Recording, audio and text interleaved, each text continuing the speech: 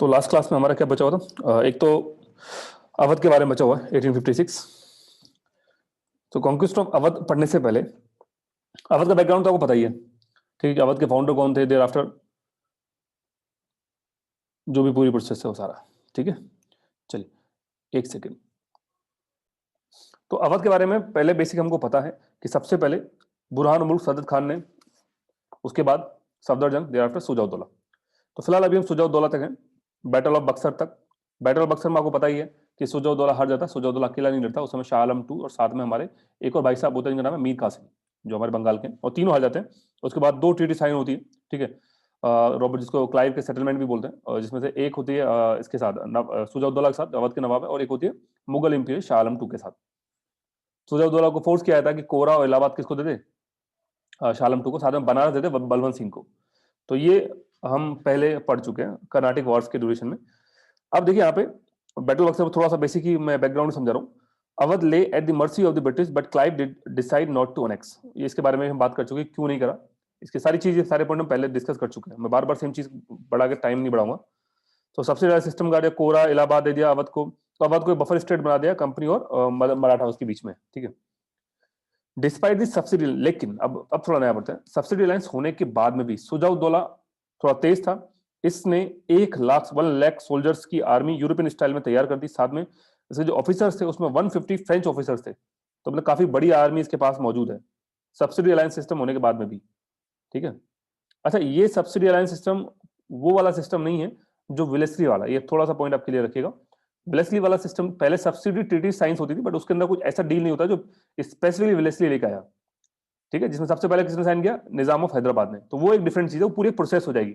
उसके अंदर आगे सारी टर्म्स मैं आपको पहले बता चुका हूँ कि बड़ी स्टेट होगी तो आर्मी रखेंगे, आर्मी को खर्चे के लिए अपने पूरे इलाके का कुछ एक पोर्शन उनको देना पड़ेगा, सो ना। ये सारी चीजें पहले हम बात कर चुके हैं, मैंने आपको दिखाया भी था सब्सिडी ट्रीटी के अंदर। छोटी स्टेट होगी तो उसको खर्चे के लिए कोई अपनी जगह नहीं देनी। हाँ, ब्रिटिश रेजिडेंट दोनों ही केसेस के अंदर जो दरबार होगा उसके अंदर बैठेगा। तो ये बाद में विलेस्ली पूरी प्रोसेस लेकर आया, बट उससे पहले भी सब्सिडी ट्रीटी साइन होती थी, बट उसके अंदर ऐसा कोई फिक्स चीजें नहीं होती थी। बट हाँ, ये था कि हाँ बस एक दूसरे को सपोर्ट करेंगे, सोन। तो ये सब्सिडी लाइन को उससे कंफ्यूज मत कर लेना विलेस्ली वाले से। विलेस्ली सबसे, कोई आपसे पूछता कि सब्सिडी सिस्टम इंडिया में किसने इंट्रोड्यूस किया था, जवाब होगा विलेस्ली। पहली पावर कौन सी थी जिसने साइन करा, हैदराबाद।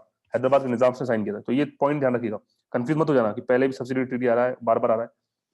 तो सुजाउद्दौला ने सब्सिडी अलायंस साइन कर लिया। इसके अंदर इसने फिर भी इसने, क्योंकि कुछ खास रिस्ट्रिक्शन थी, नहीं, मैंने बताया ना कि ये सब्सिडी सिस्टम वो नहीं है जो विलेस्ली वाला है। ये हो गया।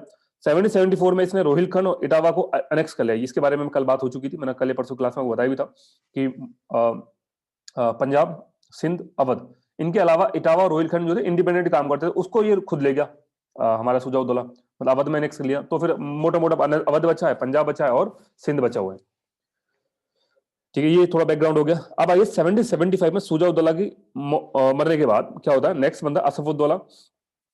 तो असफउद्दौला अब ये कि पूरी तरह से ये डिपेंड होता है ईस्ट इंडिया कंपनी के ऊपर, उतना पावरफुल नहीं है जितना सुजाउद्दौला रहता है। तो ठीक है जैसे, बट हाँ ईस्ट इंडिया कंपनी पर डिपेंडेंट होता है अपने हर तरह के मिलिट्री अफेयर्स के लिए। देयर आफ्टर 1801 में सदत अली खान, ये नाम इंपॉर्टेंट है, ये बुरहान मुल्क सदत खान नहीं है, ध्यान रखिएगा, वो फाउंडर था अवध का, वो नहीं है, ये सदत अली खान, इन्हीं की डायनेस्टी में चल रहा है।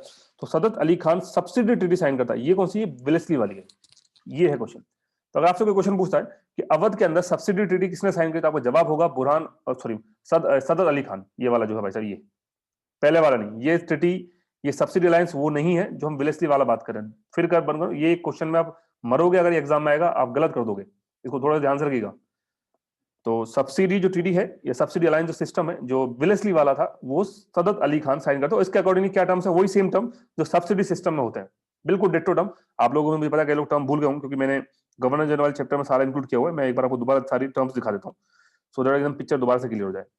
तो ये तो सब्सिडी सिस्टम आता है विलेस्ली के पास, lord Minto, lord George Barlow, इससे ऊपर होगा हमारा, ये लीजिए, ये है हमारा सब्सिडी अलायंस सिस्टम। एक बार दोबारा अच्छे से पढ़ लीजिए, जो ऑनलाइन देखेंगे वीडियो रोक के देखिएगा। सो सब्सिडी अलायंस सिस्टम में क्या है, इसके अंदर ये था कि इंडियन रूलर अगर इसको एक्सेप्ट करता है तो not to fight with any other power without British permission, ठीक है, किसी से भी, मराठा मसूर से किसी से भी।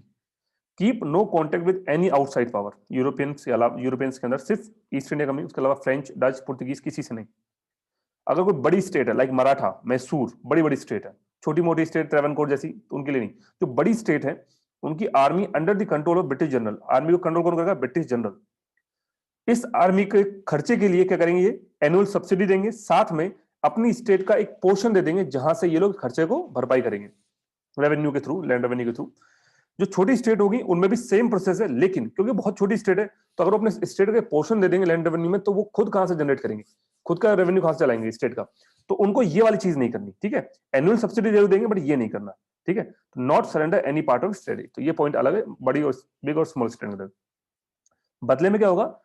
Britisher give protection against any invasion, कि कुछ भी होता है तो ब्रिटिशर उनको बचाएंगे। यही एक मतलब फायदा जो इनके फायदे में, बाकी सब तो नुकसान ही इनका, बाकी ये फायदे में। Also a British resident was posted in the capital, ये सब ट्रीटी के अंदर है। तो ये था सब्सिडी अलायंस सिस्टम, जिसके बारे में बार बार मैं बात कर रहा हूं, विलेस्ली वाला सिस्टम, ठीक है। अभी बार बार आपके दिमाग में डाउट नहीं आना चाहिए।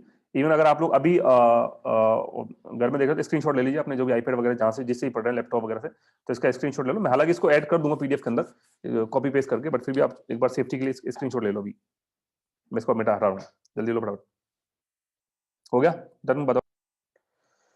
चलो, तो सदत अली खान भाई साहब, और ये टर्म क्या है? डिट्टो वही टर्म है जो भी मैंने आपको सारी टर्म के बताई, तो एज इट इज सारे पॉइंट आ जाएंगे इसमें। तो वो तो है ही है, उनके अलावा कुछ और भी है, उनके अलावा भी कुछ और है। क्या है कि लोअर डोब, गोरखपुर और रोहिलखंड। रोहिलखंड कौन सा वाला रोहिलखंड याद करिए? ये वही रोहिलखंड है जो हमारे किसने, सुजाउद्दौला भाई साहब ने 1774 में रोहिलखंड इटावा को शामिल कर लिया अवध में। तो ये ले जाएंगे इनसे तीनों को, इन तीनों को मिला के बोलते हैं सीडेड डिस्ट्रिक्ट। तो प्रीलिम्स में क्वेश्चन आ सकता है कि सीडेड डिस्ट्रिक्ट्स में कौन कौन से डिस्ट्रिक्ट शामिल हैं? तो लोअर डोब, गोरखपुर और रोहिलखंड, ये तीन नाम प्रीलिम्स के हिसाब से इंपॉर्टेंट हो गया।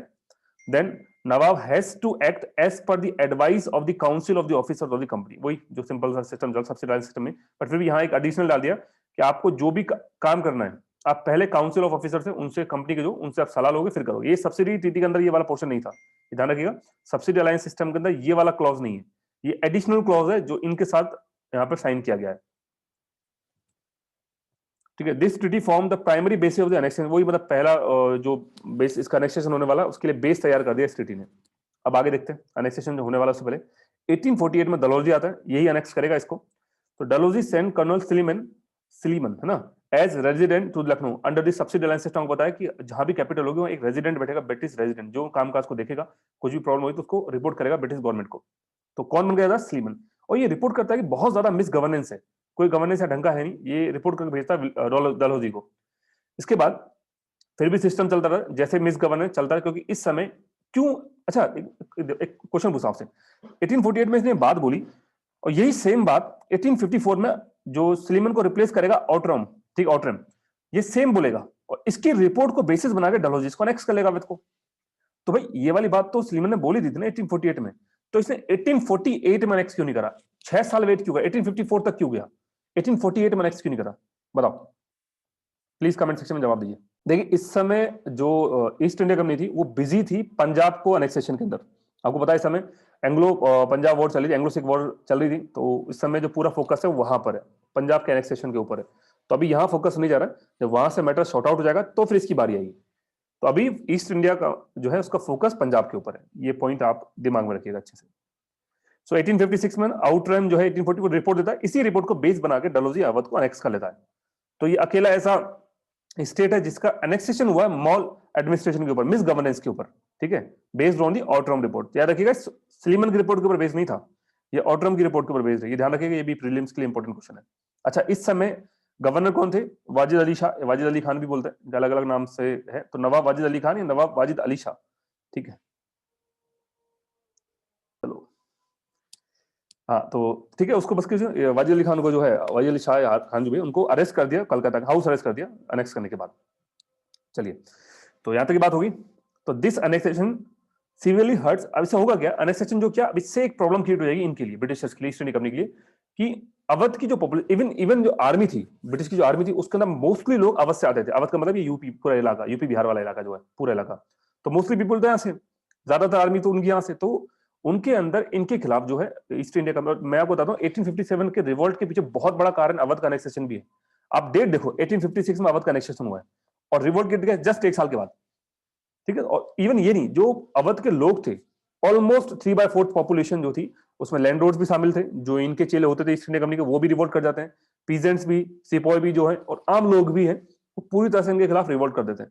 तो अवध का बहुत बड़ा रोल रहेगा रिवोल्ट ऑफ 1857 में, क्योंकि किसी भी तरह ये नहीं चाहते कि अवध को अनेक्स कर ले। ठीक है, ये चीज है ना कि भाई हमारे पूरी आर्मी के अंदर सारे तादाद तो हमें, और हमारे स्टेट उन्होंने अनेक्स कर लिया, तो फिर वहां पे बहुत ज्यादा पॉलिटिक्स होती है। बाद में खैर ये 1857 के रिवोल्ट बताऊंगा आपको कि क्यों हार होती है। कुछ हमारे ही बीच में समझ लो कि वो ज्यादा वफादार लोग थे, जिसमें से पंजाबी, सिख, ठीक है, राजपूत स्टेट, ये लोग जो थे इन्होंने बहुत ज्यादा सपोर्ट करा 1857 के रिवोल्ट में ईस्ट इंडिया कंपनी को, और उसकी वजह से 1857 का रिवोल्ट सक्सेसफुल नहीं हो पाया। अगर ये दो, स्पेशली दो, सिख एंड राजपूत स्टेट अगर सपोर्ट कर देते तो 1857 का रिवोल्ट 100% सक्सेसफुल होता, इसी टाइम पे हमको आजादी मिल जाती। बट ये पॉइंट अभी जब हम 1857 रिवोल्ट बताऊंगा तो आपको बताऊंगा। तो अवध का चैप्टर होता क्लोज। ठीक है, अवध में एक पॉइंट है, what was the north western province, ये थोड़ा सा लगा नॉर्थ वेस्ट फ्रंटियर प्रोविंस है, ये पीडीएफ के अंदर है, आप देख लीजिएगा, इसके अंदर कुछ खास ऐसा इंपॉर्टेंट नहीं है। ठीक है, तो अवध का नेक्स्ट सेशन हो गया खत्म, इतना सा टॉपिक बचा हुआ था। बताओ, डन यहाँ तक? कोई प्रॉब्लम?